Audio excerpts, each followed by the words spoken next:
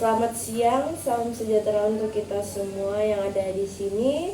Puji dan syukur kita panjatkan kepada Tuhan Yang Maha Esa. Sebelum saya melanjutkan presentasi ini, izinkan saya untuk memperkenalkan diri saya sendiri.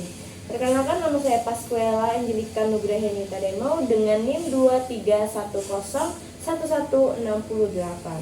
dari PKK 1 semester 5.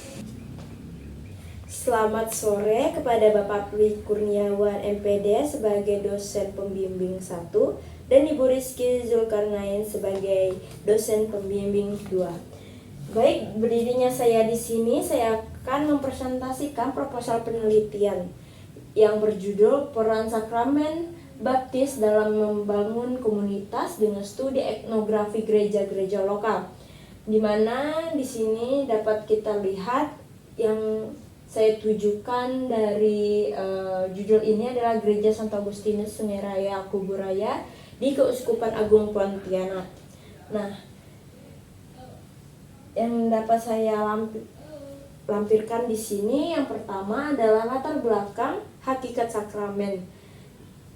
Sakramen sebagai fondasi di dalam ajaran Gereja Katolik mengatakan sakramen baptis bukan sekedar ritual, simbol, melainkan tanda efektif yang menghadirkan rahmat Allah. Lalu ada inisiasi dasar yaitu pintu gerbang hidup rohani dan keanggotaan gereja. Jadi sakramen baptis itu dipandang sebagai pintu gerbang hidup rohani dan keanggotaan gereja. Jadi setiap orang yang ingin masuk ke dalam agama Katolik perlu yang namanya dibaptis sebagai pintu gerbang dan juga tanda keanggotaan gereja.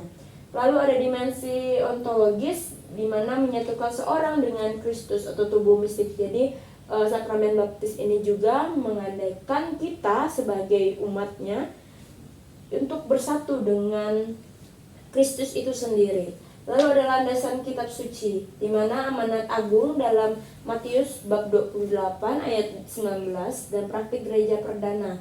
Jadi salah satu kegiatan sakramen baptis ini merupakan salah satu yang telah diamanatkan oleh amanat sendiri dari Yesus, yaitu terdapat dalam Injil Matius dan juga sudah ada sejak bapak-bapak gereja yang dipraktikkan di dalam praktik gereja perdana atau dapat kita katakan gereja pertama umat Katolik.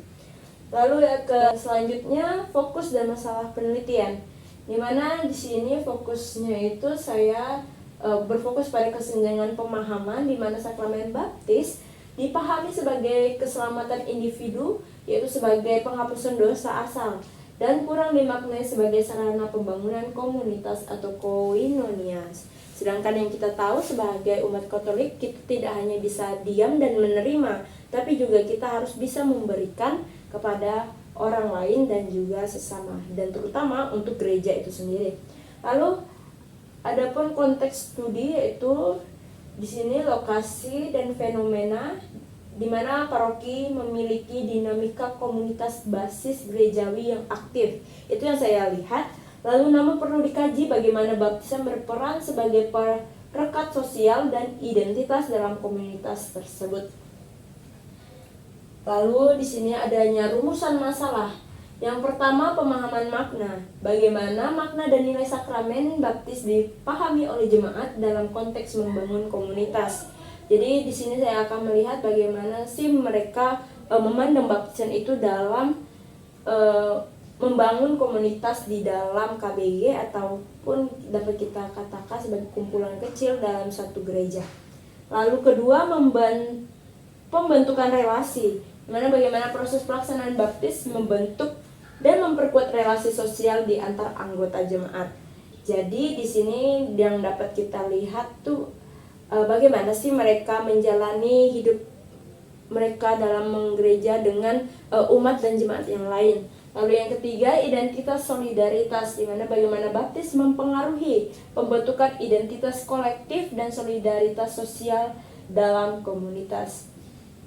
Jadi di sini kita akan melihat bagaimana baptis mempengaruhi bentuk identitas kolektif ataupun dapat kita lihat dari berbagai kalangan dan juga solidaritas sosial dalam komunitas. Jadi kebersamaan di sini yang dapat kita lihat bagaimana baptisan itu mempengaruhi itu. Lalu yang selanjutnya itu tujuan penelitian. Di sini saya menunjukkan pada bagaimana mengetahui makna teologis dan sosial, di mana mereka menggali pemahaman. Saya menggali pemahaman jemaat tentang baptis sebagai perangkat komunitas. Lalu yang kedua menganalisis pola rasional, di mana melihat bagaimana interaksi sosial terbentuk melalui proses inisiasi baptis. Lalu evaluasi penguatan gereja, menilai dampak pelaksanaan baptis terhadap pertumbuhan kualitas hidup berjamaat di paroki Santo Agustinus, Sungai Raya. Lalu adapun manfaat penelitian di sini saya bagi jadi dua, yaitu manfaat akademis, di mana di sini mengisi celah kajian teologi yang seringkali terlalu individualitas. Lalu yang kedua, mengembangkan teologi yang relevan dengan sosial agama atau kohensi sosial. Di mana yang manfaat pertama ini mengisi celah kajian teologi yang sering terlalu individualitas, itu maksudnya kita melihat bahwa baptisan ini bukan hanya berguna untuk satu orang saja, tapi bisa untuk keseluruhan, dan juga mengembangkan teologi yang relevan dengan sosiologi agama.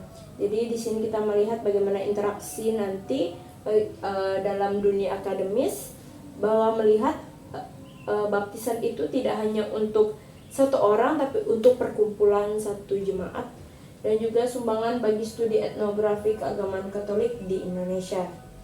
Lalu manfaat praktisnya di sini mengoptimalisasi fungsi, di mana menjadikan baptis sarana strategis penguatan umat. Lalu dasar program, masukan bagi program katekisi dan pendampingan pasca baptis. Nah, dari dasar program ini mungkin dapat digunakan nanti sebagai landasan bagaimana untuk memberitahu umat bahwa sekiranya baptisan ini tidak hanya stop untuk diri kita sendiri, tapi bisa kita keluarkan untuk orang lain dan jemaat yang lain. Lalu model pelayanan, itu inspirasi untuk melibatkan umat baru dalam KBG, dan mungkin dari penelitian ini dapat membangun semangat perkumpulan dan persekutuan bagi umat-umat yang baru dibaptis dan baru masuk ke dalam gereja Katolik agar tidak merasa tersingkirkan. Lalu adapun landasan teori baptis dan komunitas. Nah, dari landasan teori baptis sendiri saya mengambil dari Lumen Gentium, di mana baptis menggabungkan orang percaya menjadi umat Allah. Lalu umat memiliki martabat yang sama dan diutus untuk misi yang sama, yaitu menjadi imam, raja, dan nabi. Lalu yang kedua yaitu landasan teori tentang komunitas. Di sini saya menggunakan komunitas elektikal, itu koinonia, di mana gereja lokal atau KBG adalah manifestasi konkret dari persekutuan.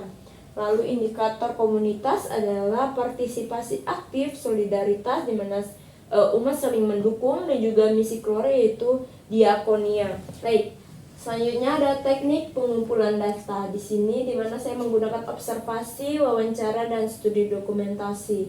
Nah, di sini observasi partisipan, peneliti terlibat langsung dalam kegiatan liturgi dan sosial KBG untuk mengamati interaksi nyata. Lalu yang kedua, wawancara mendalam, di mana menggali makna subjektif dari informan seperti pastor, dan yang terutama itu umat, tentang pengalaman baptis mereka.